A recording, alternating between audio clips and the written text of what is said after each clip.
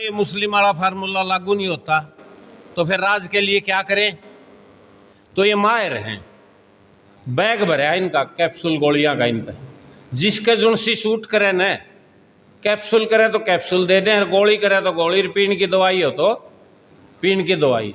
12 मुंह ही ना गए भाजपा, ए कि में बोलेगा, बी कि में बोलेगा, सी कि में बोलेगा, समझ में नहीं आने देंगे, भ्रम रखेंगे आपके। तो यहाँ हरियाणा में फार्मूला कर दिया जात का 35-1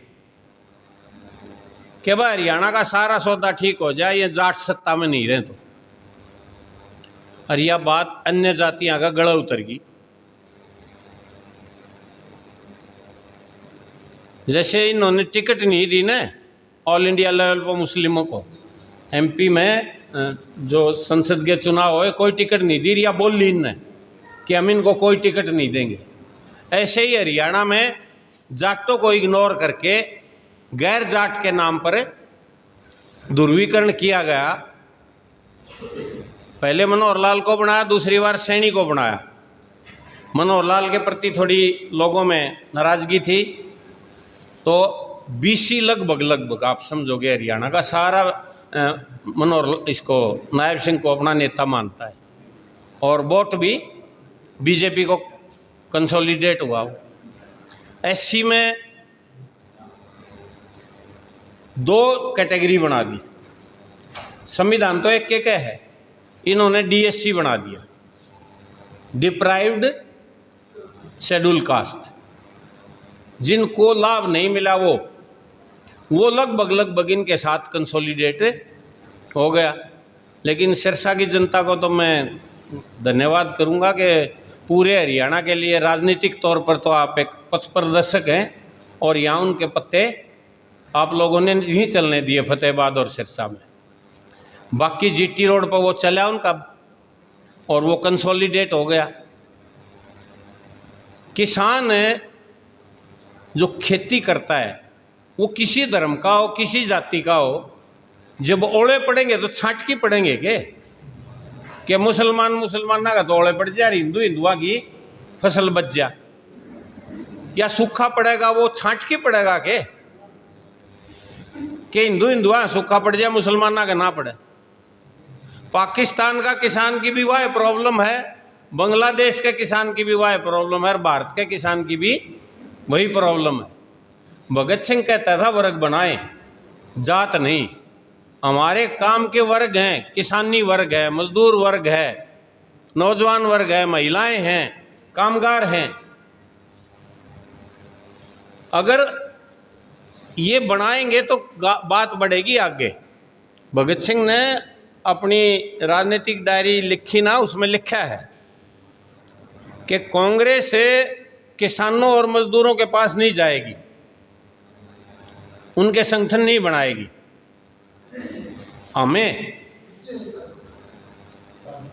हमें किसानों के संगठन बनाने होंगे, मजदूरों के संगठन बनाने होंगे, उनके पास जाना होगा, उनकी मांगों को आज़ादी की लड़ाई की मांग में शामिल करना होगा। और नारे भी आए देश की आज़ादी की लड़ाई में कि खेत किसका, जो बो है, जो खेती करे। वो नारे जो कांग्रेस के अंदर लेफ्ट ओरिएंटेशन के लोग थे ना, काम कर रहे थे, उनकी वजह से भगत सिंह जैसे नौजवानों की वजह से आए थे। और उन्होंने कहा कि केवल वर्गीय संगठनों से भी काम नहीं चलेगा, उन वर्गीय संगठनों को दिशा देने के लिए क्रांतिकारी पार्टी चाहिए, राजनीति। क्योंकि किसानों का संगठन तो सीधी राजनीति करेगा नहीं, वो अपनी टिकट कैसे देगा, डिगेगा तो बट जाएगा, वो संगठन नहीं रहेगा। तो किसानों में से भी एक पॉलिटिकल पार्टी मजदूरों में से उभर के आनी चाहिए, क्रांतिकारी पार्टी, जो इस देश की सत्ता पर कब्जा कर ले, तब ये देश का रूप बदल सकता है। अन्यथा यहाँ ठाकुरदास भार्गव की बजाय, अंग्रेजों की बजाय ठाकुरदास भार्गव को लिया हो, चेयर पर बैठने से कोई माउंट बैटन की जगह वो आ जाएगा, कोई फर्क नहीं पड़ेगा। तो इतने स्पष्ट उनके विचार थे इस मामले में। इसके साथ दूसरा जो उन्होंने इलाज बताया सांप्रदायिक दंगों का, वो था कि लोगों की आर्थिक हालत बढ़िया कर दो। एक तो राजनीति को धर्म से अलग कर दो। धर्म बिल्कुल व्यक्तिगत मसला है, राज्य का मसला नहीं है। अभी इन्होंने उल्टा कर रखा है। देश आज़ाद होने से लेकर और ये भाजपा वाले आए तब तक किसी प्रधानमंत्री ने, राष्ट्रपति ने मंदिर नहीं बनाने की वो की, बल्कि नेहरू जी ने तो कहा कि खजाने से अगर मंदिर बनाते हो सरकारी से तो फिर मस्जिद भी बनानी पड़ेगी, फिर गुरुद्वारा भी बनाना पड़ेगा, फिर आपको चर्च भी बनानी पड़ेगी। इसलिए राज्य का काम धार्मिक संस्थाएं बनाना नहीं है, उसका काम है कारखाने लगाना, बांध बनाना, खेती के अच्छे बीज देना, रासायनिक चीज़ें देना, संस्थाएं रिसर्च की देना, स्कूली संस्थाएं देना, इलाज की संस्थाएं देना, ये काम है राज्य का। और सोमनाथ के मंदिर का उद्घाटन करने वो गए नहीं, हालांकि राजेंद्र प्रसाद राष्ट्रपति थे, वो राष्ट्रपति की हैसियत से नहीं गए, वहाँ एज राजेंद्र प्रसाद गए थे। ये तो खुद अयोध्या में मंदिर बनाता है, खुद उसका उद्घाटन करता है, एक विशेष तारीख दे के चुनाव से पहले, वो पूरा कंप्लीट भी नहीं था। मतलब कितनी शर्म की बात है कि एक देश तो धर्मनिरपेक्ष देश है, उसमें देश का मुखिया ये कहता है कि मैं मंदिर में जाऊंगा, घंटी बजाऊंगा। भगत सिंह क्या कहते थे जब वो जेल में थे ना, तो किसी ने सलाह दी कि अब तो फांसी हो गई, उस ऊपर वाले को याद कर ले। तो भगत सिंह ने कहा कि ये जो ईश्वरीय शक्ति है या उसकी पूजा है ना, ये मेरा कोई उद्धार करने वाली नहीं है। मेरे गले में जब फांसी का फंदा पड़ेगा और लीवर हटेगा, तख्ता हटते ही मेरी बॉडी नीचे जाएगी तो मैं ख़त्म हो जाऊँगा। ईश्वर कहीं आता नहीं है बीच में, इसलिए मैं इसको नहीं मानता। और उन्होंने लिखा कि रोज़ रोज़ पूजा करना, घंटी बजाना, तिलक लगाना है ना, ये दुनिया में सबसे बेकार और स्वार्थ का काम है। लिखा हुआ है डॉक्यूमेंट में, मैं कोई अपनी तरफ से नहीं कह रहा। हम वैसे तो भगत सिंह को मान लेते हैं, टी शर्ट भी छपा ली, गाड़ी का भी स्टिकर ला लिया, घर में भी फोटो लगा लिया। व्यवहार में जो उन्होंने बातें कही हैं वो लागू नहीं करते हम भी धर्म भीरू हैं। क्या भगत सिंह की तरह आज कोई कह सकता कि मैं ईश्वरीय शक्ति को नहीं मानता? और वो आदमी जिसको फांसी हो रही है, भगत सिंह ने लिखा कि मेरे और साथी हैं ना, मेरे साथ जेल में हैं, उनकी ज़्यादातर दिनचर्या प्रार्थना में और भजनों में निकलती है। उनके वह बात जचगी कि तारा अंतिम समय है, याद कर लो कि मैं देखा शायद तारा उद्धार हो जाए। लेकिन भगत सिंह बड़े दृढ़ थे इस मामले में, उन्होंने कहा नहीं, इससे कोई उद्धार होने वाला नहीं है। और एक उदाहरण और दिया उन्होंने, भारत क्या इसलिए गुलाम है कि ईश्वर चाहता है? अपने कानून उसकी मर्जी तो है सबकी में, पत्ता भी अल्लाह है तो ऊपर वाले की मर्जी है, बोल रहे हैं ना ऐसा। तो इसका मतलब भगवान की मर्जी थी भारत गुलाम रहे 1000 साल तक।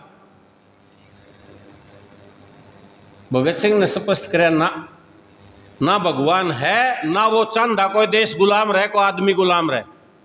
भगत सिंह ने कहा ना आदमी का आदमी के द्वारा शोषण होगा, ना देश का देश के द्वारा शोषण होगा।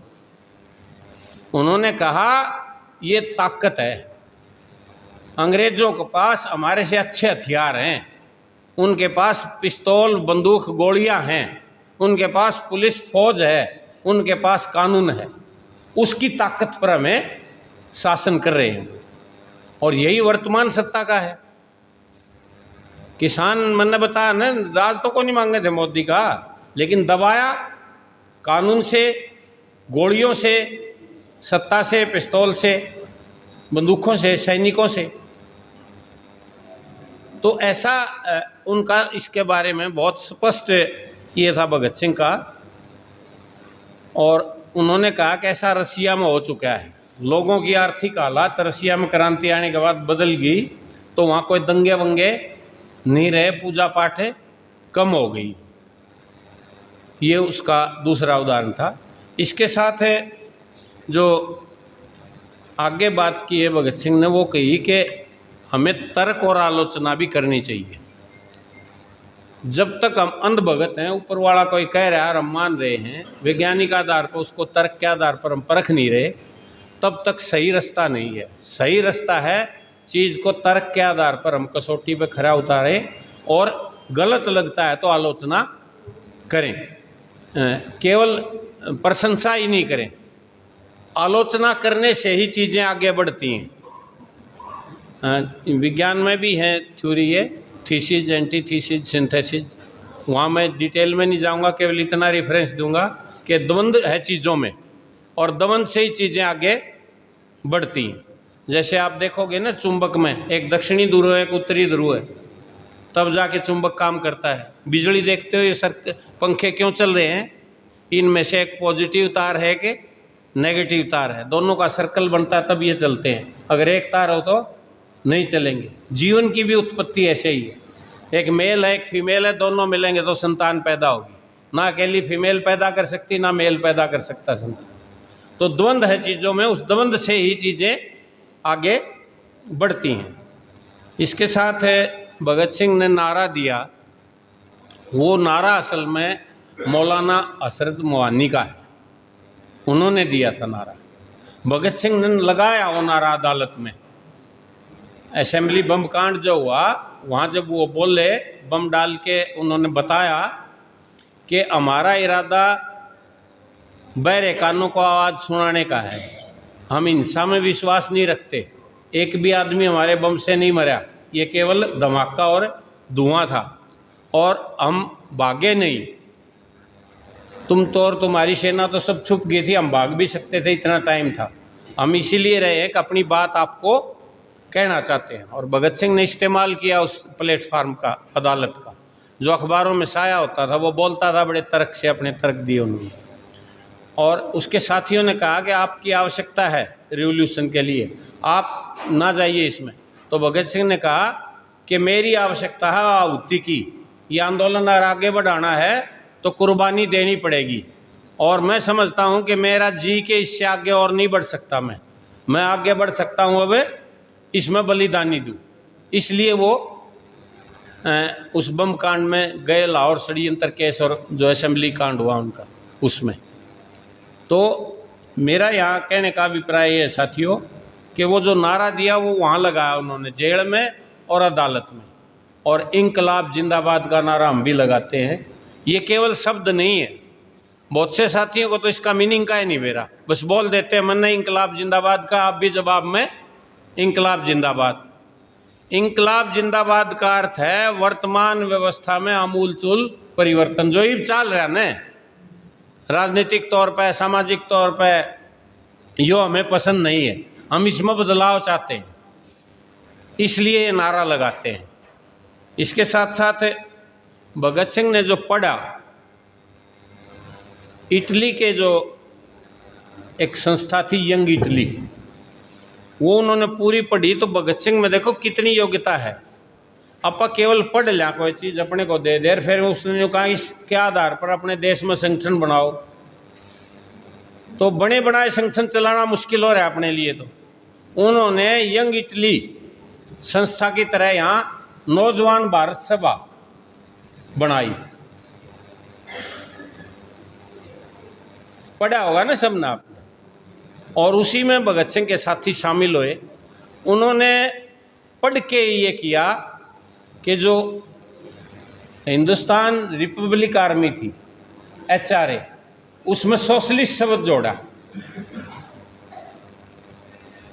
हिंदुस्तान सोशलिस्ट रिपब्लिक आर्मी नाम दिया कि हम समाजवादी व्यवस्था चाहते हैं। और उन्होंने आगे नक्शा दिया कि देश आज़ाद होगा, सत्ता हमारे हाथों में आई तो हम किस तरह की खेती करेंगे। कोऑपरेटिव खेती का उन्होंने उसमें दिया कंसेप्ट है, कैसे करेंगे। मजदूरों की भागीदारी का उन्होंने कंसेप्ट दिया। शिक्षा के बारे में भगत सिंह खुद बहुत पढ़ाकू और अच्छे लेखक के साथ साथ बहुत बड़े विद्वान हैं। अपार इस छत के नीचे बैठे हैं। मेरे ख्याल तक तो मैं मानता हूँ, मैंने तो 300 ग्रंथ पढ़े नहीं भाई, 65 साल का हो। बहुत सी किताबों का जिनका मैंने रेफरेंस दिया ना भगत सिंह में, वो जानता हूँ मेरी लिस्ट में है, लेकिन वो किताबें प्राप्त होगी मैंने पढ़ी नहीं है। मैंने पूरा लेनिन नहीं पढ़ा है, पूरा मार्क्स नहीं पढ़ा, कुछ सिलेक्टेड किताबें पढ़ी हैं, लेकिन उसने तो पूरा पढ़ दिया 23 साल की उम्र में। अपने में से तो बहुत से तो ऐसे हैं, किताब दे दो 2 पेज पढ़ दिए, नींद आ जाए। किताब ने नींद की सब तो बढ़िया गोली माने, जिन्हें नींद नहीं आती उन्हें किताब दे दो। भगत सिंह पूरी किताब जब तक नहीं पढ़ लेता था तब तक नींद नहीं आती थी। और जेल में देखो आप, जिस आदमी की ये हो जाए कि भाई फला तारीख को 24 मार्च को आपको फांसी देंगे, उन्हें नींद आओगी? साधारण दिमाग और दिल वाला आदमी को नहीं आ सकती। लेकिन भगत सिंह कितने ऊंचे उठे हुए थे कि वो बड़े शांति से कोई मिलने जाता तो उससे कभी उन्होंने ये नहीं कही कि मुझे ये कपड़ा दे देना, ये खाना दे दे। हमेशा लाइब्रेरी से किताबें मंगवाते थे कि मेरे को ये फला किताबें आप दें, उनको पढ़ते थे और उनको पढ़ के लिखते थे। 400 पेज लिखे, कई तो सारी उम्र में 20 पेज भी नहीं लिखे होंगे अपने मत। अपना हिसाब किताब भी कौन लिख दे रोज का, नहीं चल ऊपर लिख के क्या करना है। लेकिन उन्होंने डॉक्यूमेंटेशन की उनकी। और जब फांसी होनी थी और पुलिस का आदमी पहुंचा कि चले समय हो गया फांसी का, तो उन्होंने कहा 2 मिनट रुको, मेरा पैराग्राफ एक कदम रह है वो मैं पूरा पढ़ लेता हूँ। तो लेनिन की किताब पढ़ रहे थे वो, और वहाँ उन्होंने कागज़ लगाया और फिर बंद कर दी कि चलो। और उन्होंने कहा कि मैं अंतिम समय तक, फांसी के तख्ते की अंतिम घड़ी तक अपने सिर को ऊंचा खड़ा करके रखना चाहता हूँ। और बड़ी खुशी से इंकलाब के नारे लगाते हुए वो गाते हुए फांसी के तख्ते पर गए। भगत सिंह का वेट जेल में बढ़ गया, घटा नहीं। अपने न्यू हो जाए वजीर सिंह तने फांसी देंगे भी न पाछे, मेरी तो आज ये रोटी छूट जाएंगी। और सूख जा मन करे फांसी दे उस तो पहला ही पुलिस आ जाए, मान लो आप बैठे हाड़ है तो कई आदमी डट जाओगे, अपने डंडे मारने लग जाए। तो कई तो देख दिए नू कहेंगे मेरा स्कूटर बाहर खड़ा है, मैं उन्हें संभाला हूँ। कई नू कहेंगे बाथरूम आ गया, एक बार बाथरूम जाया हूँ, थोड़े बचे हैं। तो इतना जुल्म था अंग्रेज़ों के समय में, हम कल्पना नहीं कर सकते। जेलों में कोल्लू पिसवाए जाते थे। नेट ये कहते भाई इतना दे दिया तिल या सरसों या कोकोनट, इसका 18 किलो तेल निकालना है शाम तक। बैल ने जोड़ लेना, बैल ने वो भी 18 किलो तेल नहीं निकाल सकता था। और जितना कम रह गया उतनी सज़ा थी। और सज़ा थी कोड़े, कोड़े पीठ पे और जो पुटक है वहाँ मारते थे। यहाँ क्यों मारते थे ज़्यादा? ना तो आदमी बैठ सके और ना लेट सके, ना खड़ा रह सके। पूरा खाना नहीं देते थे, आधा भूखा पेट रखते थे। खाने की क्वालिटी बहुत ही गंदी होती थी। पूरे दिन में पीने के लिए 1 लीटर पानी देते थे। लोहे के बर्तन थे जिनमें जंग लग जाए, अगर थोड़े ही देर भी खाना उसके अंदर रह गया तो अगला टाइम वो खाने का नहीं रहे। अब सारा दिन में 1 लीटर पानी। तो बहुत से लोग फांसी दिए बगैर ही उस सज़ा में ही मर जाते थे, कोड़ों वाली। तो भगत सिंह ने देखा वो जेल के अंदर, उसके साथियों ने देखा, सान्याल ने, और 40 दिन से लेके 126 दिन की भूख हड़तालें उन्होंने कि जेल के जो मैनुअल बना हुआ है ना, उस जेल मैनुअल बनाने में भगत सिंह के साथियों का बहुत बड़ा योगदान है। कि हम पशु नहीं हैं, हम इंसान हैं। हमारे जीवन की गरिमा भी जैसे आप शासक कुर्सी पे बैठे हो ना, वैसे ही हम इंसान हैं। हमारा जीवन भी ऐसा ही है, हमें भी उतना ही भोजन चाहिए जितना आपको चाहिए, उसी क्वालिटी चाहिए जिसी आपने। और भोजन के अंदर सुधार हुआ, बर्तनों में सुधार हुआ, जेल के मैनुअल बने, डाइट बनी कि इतना खाना आदमी को मिलेगा, इतना पानी मिलेगा, इतनी ड्रेस मिलेंगी। वो बहुत बड़ा योगदान उनका है।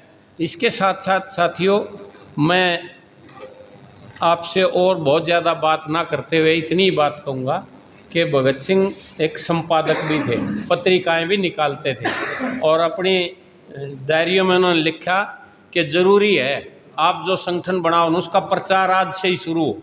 तो आप पर्चे, पंफलेट, पत्रिकाएं, पत्र जरूर करें। और हमारे साथी ये जो लोक चेतना कला और साहित्य मंच है, चावला जी यहाँ बोल के गए हैं, कुलदीप ने सुनाई और भी सुना रहे हैं। इन चीज़ों की आंदोलन में बहुत ज़्यादा ज़रूरत है, कि भाषण से काम नहीं चलेगा।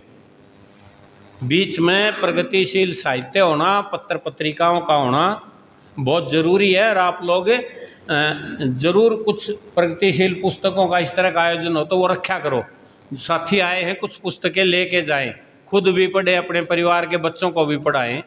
तो मैं आपका बहुत आभारी हूं कि आपने मुझे समय दिया और आपसे वार्ता करने का मौका मिला। जय संगठन, जय एकता। धन्यवाद साथी।